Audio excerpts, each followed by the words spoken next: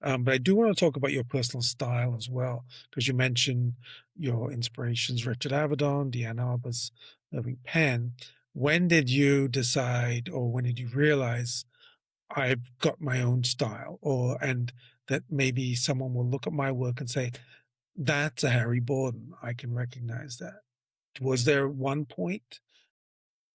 There wasn't. I can think of two separate things off the very early things at the. It's interesting because I had an exhibition, and a woman who I'd been at college with came along, and sort of 30 years after we'd been at college to the opening, and I hadn't seen her since we were at college.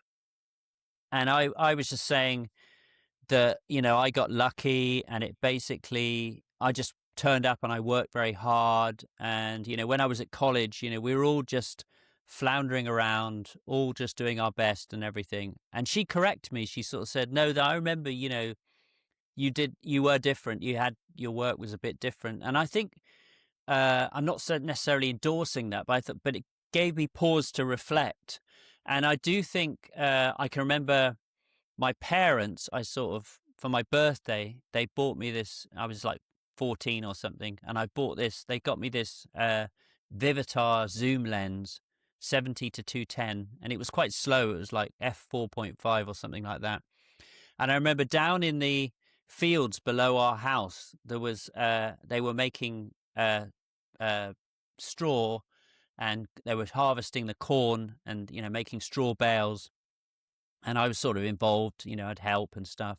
And the combine harvester was sort of cutting the straw, the corn down in order to facilitate this. And I went down there to try out this new lens, and I realized I was instinctually framing the pictures in the camera, and I just had a very, very strong feeling graphically about what looked right to me.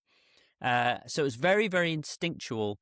And when the pictures came back, because you'd send them off back then, and they'd come back in 2 weeks, I was really delighted with the results. And I thought, they gave me a bit of confidence. And I thought, and it seemed much easier when you've got a longer lens. I was playing, if you've got a slightly telephoto lens, and a zoom as well, you can kind of tightly crop. But that sort of happened. And then when I was at college and I got into Irving Penn and Richard Avedon, particularly Avedon, and also maybe a bit David Bailey, who copied Avedon. Sort of very stark white background, and then at one hard light on your subject. Like Bailey's pictures of the Krays or Mick Jagger, or his signature style, really, the Beatles. I just systematically started to photograph everybody that would sit for me, or medium format, in that with that lighting. And I just really instinctually framed things in a way that I felt had a graphic tension. It was very instinctive. And I remember I took one picture. I was looking at it the other day. It's more than 40 years old, of the caretaker, and it's still a crackerjack picture. It's got a real kind of power to it.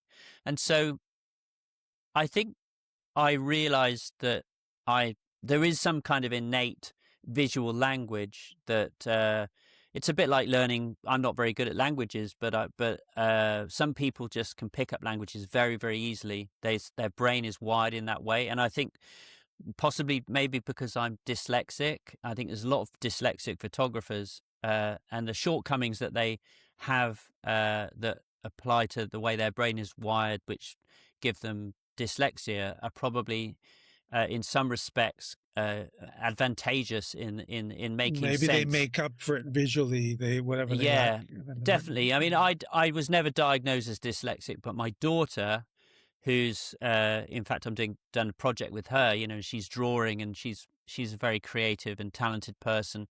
But when she was at school, she was really struggling, and then she's now works for Meta, and she basically, what in her third year at uni, she suddenly started flying, and then she had a test, and they found she was severely dyslexic.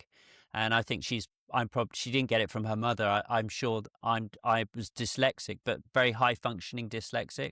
And I think it means that I I sort of have a very strong opinion about how things should be arranged graphically within a frame. So it's very natural. It's second nature. It doesn't feel like work. It's just conforming to my own very strongly held views about how things should be. I mean, when I was a kid, so I'll just quickly say this because I just suddenly remember it, and I just find it's no wonder. I was going to say about my friends' parents thinking they were gay. I'm sure my dad thought I was gay because I would suggest that we have a room tidying competition when I was about sort of 10, and I would sort of arrange everything in my room. And it was a bit like in the world of interiors. I would sort of put a table in the middle of the room with a chessboard all set up, and then, arrange things. And I was looking back, that was probably evidence that I sort of had an obsessive need to arrange things. You were a set Um, designer. You were creating absolutely, sets. absolutely. It was just, but it was very instinctual.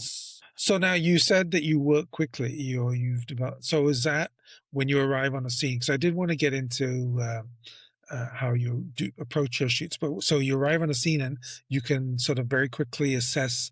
Obviously, you can assess the light, the natural light, if you're shooting natural light, and whatever props or things might be around you can use for that graphical thing. Is that how you mean you can work quickly? Yeah, I mean the speed comes from the fact that I just have there's only one way of doing it, and it's basically a visual language. I speak a visual language. I think it's the kind of like what feels right. It's like none of my pictures anywhere really, unless someone else has cropped them, are cropped. They're all just cropped in the camera, because when I actually took them, I was just adhering to the kind of voice in my head telling me to frame it that way, and that means that I don't have any indecision, and indecision is what takes time, faffing around, trying But different things. that's I can do a dozen different things because I but can that sort of do sounds them. sorry. Yeah, go ahead. Sorry. No, it sounds like it's more of a mathematical equation rather than a creative experimentation. So Yeah, I think. you don't allow room for that experimentation. It's Well, the like, no, it's going interesting to be this way. Well, the interesting thing is that it's more like improvising in jazz. So Mm. you can basically you understand the core Uh, scale. Trying to make a sort of clumsy analogy with music. I mean, I was no, learning makes to play the sense. piano, but you understand the framework, and then as soon as you understand that, then you can start breaking the rules and having fun. It's very, as I say, it's the more as I get older, I'm more sort of comfortable in my skin. I'm more confident about it, about doing this, and sort of I've reflected and analyzed my approach, and that's what I've realized is that I don't like having any preconceived ideas.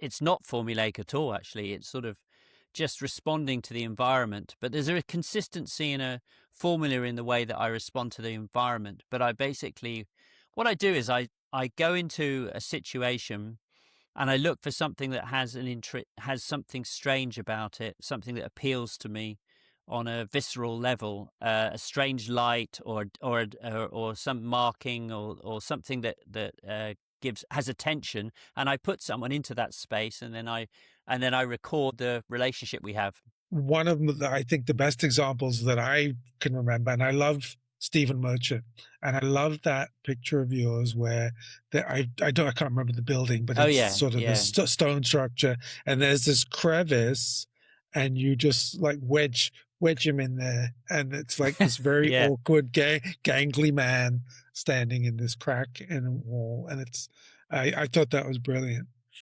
Yeah, I mean that's a good example because there's no way I didn't do a recce. I had no idea that wall was there until I arrived at the school. Mm, I had to do the shoot in Clifton, which is a place that I've never done a shoot before. It's basically he lives in I think he lives in Bristol, and the posh part yes. of Bristol is called Clifton. And I remembered that there was a private school called Clifton that's very, very highly regarded. So I phoned up the school and asked if I could do the shoot there because I had to do it near where he lived. And I also knew that there would be lots of interesting things that would present themselves on the day. And it doesn't matter where I'd much rather just do it someplace I've never been before. I don't need to have certainty or the security of having worked in a particular studio. I like sort of improvising on the day because it's boring just doing the same thing every time. So you don't do a reconnaissance and say, okay, Oh like a no. scout before that. See, that to me would be, I want I to mean, if I know. do, yeah, if I'm doing an I mean, I haven't done much advertising lately, but when I was doing a lot of advertising shoots, they would pay you to go and recce a location, and you know everyone around you is worried and concerned that you're going to be able to get a great picture of Gordon Ramsay or whoever it happens to be. But I know it only takes 1/25th of a second to get a good picture. I know that sounds glib, but it's much better to kind of be to fly by the seat of your pants, and if providing you can retain some degree of being relaxed, and that's when the creative stuff happens. And I don't really care about looking foolish. I just improvise. I mean, Stephen Merchant probably didn't. Maybe he did. Maybe he didn't. I'm not really concerned with whether he wanted to go into that space in between the buildings. But a lot of it is having the strength of your convictions and kind of being cajoling people.